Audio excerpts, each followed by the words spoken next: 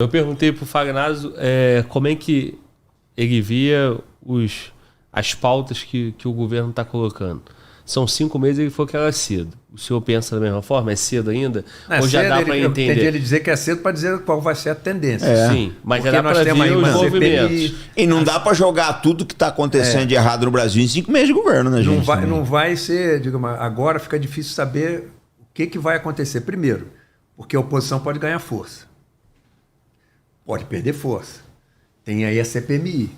Qual vai ser o resultado dessa CPMI? Tudo é muito... No Brasil, o difícil é você ter um cenário futuro. Eu nunca vi CPMI alguma coisa no Brasil. Se acontecer isso, só que pode acontecer isso, que é exatamente o contrário disso. Aí você não tem um cenário foco, o alvo intermediário, é difícil. Minha pergunta é no sentido assim, os atos de governo em 5 meses, vocês veem o Brasil indo para onde? Qual direção? Seja nas relações internacionais, nas viagens que foram feitas. Para mim, o governo está nas pautas no Congresso. Eles sempre dizem o que vão fazer, eles estão fazendo o que disseram que iam fazer. Agora, se vão ter facilidade ou não de implantar, é outra coisa. Sim. Mas está indo na direção direção, né, uma estratégia para a implantação de um regime socialista no país. Tá? Para mim, a estratégia é essa daí. Essa visita agora recente que está acontecendo hoje foi muito explorada na rede social, o fato do Maduro ter vindo ao Brasil. Isso também é pedra cantada. Está dentro da política externa do governo, que é a aproximação com esses regimes de esquerda da América Latina. Isso aí está tudo sendo feito do jeito que foi dito que se iria fazer, do jeito que você pegar os documentos do PT, você vê, é isso aí. Eles não mentem. Tá certo? Está ali escrito. Quais são as bandeiras deles, está ali escrito, pelos seus mentores ideológicos e tudo, está ali escrito. O que eles pretendem fazer, eles estão fazendo. Agora, se eles vão conseguir ou não, eu acho que não vai ser fácil. Porque existe uma oposição forte no país. Se essa oposição entender, né, qual é o seu papel, então essas bandeiras que restringem a liberdade... restrição de liberdade de expressão, pelo amor de Deus, mais claro do que nós estamos vendo aí. Tá certo? Mais claro do que nós estamos vendo aí. E se nós tivermos uma oposição que reaja a isso daí legalmente, de acordo com as regras do, vamos chamar, jogo democrático, vai ser difícil. Então, essa visita do Maduro é uma visita esperada, normal? Eles são aliados? Ou tem alguma coisa a mais que precisa ser analisada aí? O Brasil tinha que se reaproximar da Venezuela, não podia isolar a Venezuela. Nós temos que lembrar o seguinte, a Venezuela está negociando petróleo com os Estados Unidos e está vendendo gás para a Europa. Então o Brasil não podia ficar fora disso. É uma realidade. Isolar o Maduro, eu sou completamente contra ele, porque se a gente for isolar os regimes de força no mundo, os Estados Unidos vão ter que isolar a Arábia Saudita, né, que é uma ditadura feudal. Então eu sou completamente a favor de abrir relações com a Venezuela. Agora, deixa eu falar uma coisa para você, Glauber. Eu, no meu trabalho, não analiso política interna. Raras vezes, é muito raro. Estamos pegando uma das raras vezes que eu estou falando desse assunto aqui. Eu só analiso política externa, o Brasil para fora. Eu acho que essa visita do Lula na China, ele acertou, foi um golaço. A imprensa bateu, mas a gente sabe, quando a imprensa está batendo, é porque está fazendo certo. Quando a imprensa te bate, você pode ter certeza, você está indo no bom caminho. Eu acho que foi um gol de placa do presidente Lula. Eu acho que o Brasil vai ter um protagonismo nos BRICS. Só que a posição do Brasil nos BRICS é muito frágil. O Xi Jinping sabe disso. E o Putin também sabe disso. Que a situação do presidente Lula face aos BRICS é bastante frágil. E outra, para quem condena a política externa do presidente Lula, eu preciso lembrar o seguinte, o Bolsonaro, antes da guerra da Ucrânia, ele teve na Rússia, foi um movimento bastante ousado dele, importante, acho que foi um dos grandes acertos dele, porque ele garantiu o fornecimento de fertilizantes para o Brasil. Então eu acho assim, eu vejo como muito positivo nos dois presidentes buscar os interesses internacionais do Brasil aí fora. Eu acho que nesse ponto, o Bolsonaro, principalmente depois que ele trocou o chanceler dele, ele começou a acertar bastante na política externa. E se você for ver bem mesmo, a política externa do Lula e na direção dos BRICS, lógico, é muito mais ousada que a do Bolsonaro. Mas eu acho que quem quer que seja o presidente do Brasil, nos próximos anos e décadas, ele não vai conseguir escapar de uma busca de inserção no Brasil no cenário internacional, não num alinhamento ideológico com a China nem com a Rússia. Nós conversamos isso, eu acho muito importante que o Brasil não reconheça certas tendências da Rússia aí, porque podem nos prejudicar no futuro, podem abrir um precedente na Amazônia, mas eu acho que a gente não tem outra saída que não seja buscar uma independência internacional, porque esse bloco de Europa e Estados Unidos tem nos prejudicado e muito. A Europa está prejudicando muito o Brasil. Eu lembro que uma boa parte das ONGs que operam na Amazônia, elas são ou dos Estados Unidos, ou da Holanda, ou da Noruega, ou da Suécia, ou da Inglaterra, ou da Alemanha, ou França. Então é difícil. Aí eu tenho certeza que o nosso desenvolvimento não está atrelado a esse país. Nós precisamos buscar outros caminhos. E é perfeitamente possível você fazer comércio com as pessoas, com outros países, sem abraçar a ideologia. Sem abraçar a ideologia. Você vai na Santa Efigênia lá em São Paulo, você compra uma caixa de som do rapaz que é muçulmano, você não precisa converter a religião dele. Você quer comprar uma caixa de som num preço bom. Essa que é a verdade. Então eu acho que tem que ter pragmatismo na área, nos nossos interesses, né? E eu acho que nesse ponto ele acerta muito. Eu concordo plenamente. Eu acho que a nossa política externa é a política do interesse nacional. Não é a política... A gente não pode se alinhar nem aliar automaticamente com ninguém. Então, a nossa aproximação com os países latino-americanos, seja ele ditadura, seja democracia, não tem problema nenhum. O que não pode, a gente estar financiando o metrô, financiando tudo nos outros países, porque são ideologicamente afinados. Aí não é política do interesse nacional. Tem que ser o interesse, aí é política ideológica. Assim como eu acho que a aproximação... nossas maiores ameaças, quando for falar em geopolítica, hoje, são Estados Unidos e União Europeia. São as maiores ameaças para nós. Porque a questão, né, de ONG explícita, dita, falada.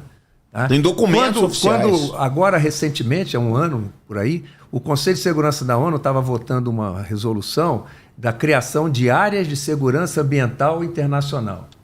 Áreas de segurança ambiental internacionais. E se fosse uma resolução do Conselho de Segurança, se fosse criada uma área como a Antártida, tudo bem. E a Amazônia, se fosse criada? E a Sibéria? Tá? Então, no momento em que o Conselho de Segurança, uma resolução, criar uma área de segurança, de interesse da segurança ambiental internacional, você perde soberania. Acabou. Porque ele, Conselho de Segurança, pode decretar intervenção. Sabe quem foi o único país? Porque a China se absteve e a Índia também, porque ela está no Conselho não permanente, a Índia está lá no Conselho. O único que foi contra, vetou, foi a Rússia. Agora, daqui a alguns meses, pode ser que ela mude de... Nas relações internacionais, não existe país amigo nem inimigo. Existe parceiro e existe competidor. O parceiro de hoje pode ser um competidor de amanhã. Exatamente. E se o interesse for vital, ele parte para a guerra contigo. Então, porque a nossa aproximação, seja com Rússia, seja com China, seja com Indonésia, perfeitamente normal, com países, sejam ditaduras. Os Estados Unidos, um dos maiores aliados dele no Oriente Médio, é uma ditadura tremenda, que era a Arábia Saudita.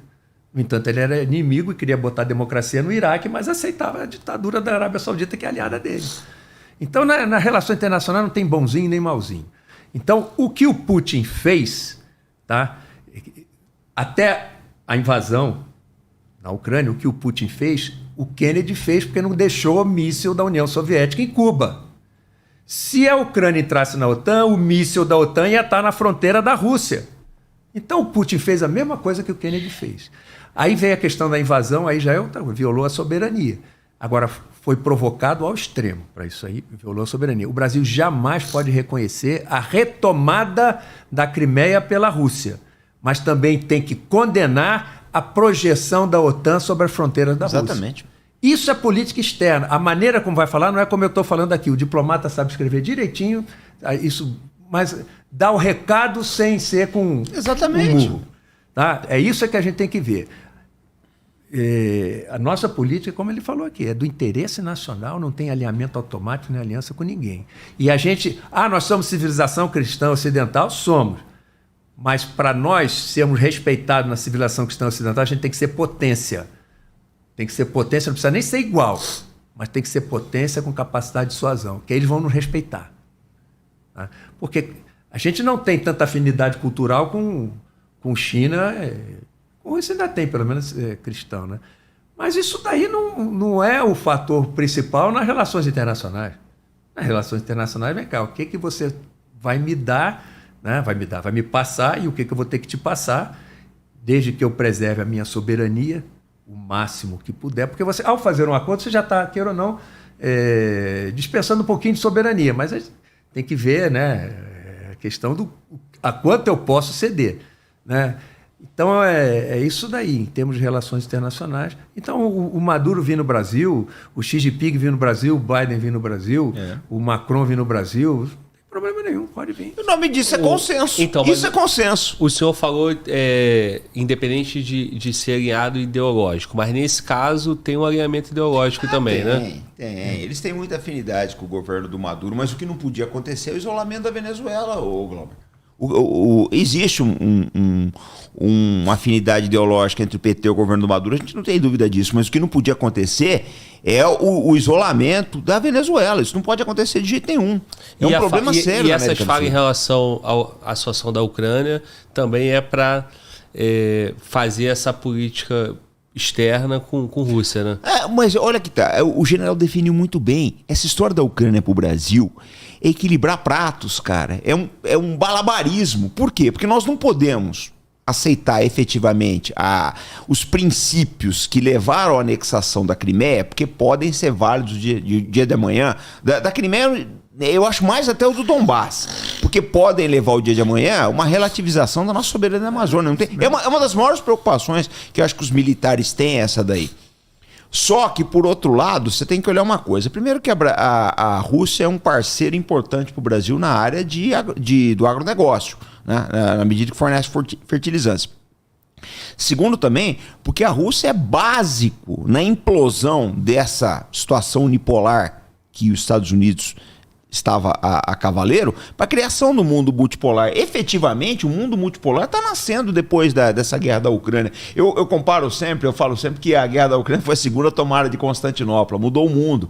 Então a gente tem que olhar para isso daí, porque o Glauber, esse novo mundo multipolar, que muita gente não está sequer entendendo, é uma coisa assim, são transformações abissais. O Xi Jinping, quando visitou Moscou, ele falou para o Putin isso, falou, vão haver transformações que não houveram nos últimos 100 anos. E é uma verdade. Quando é que você poderia esperar, general, quando é que a gente poderia esperar nos nossos estudos de geopolítica, nos cursos que fizemos, o Irã se aproximando da Arábia Saudita? Isso é inimaginável, cara.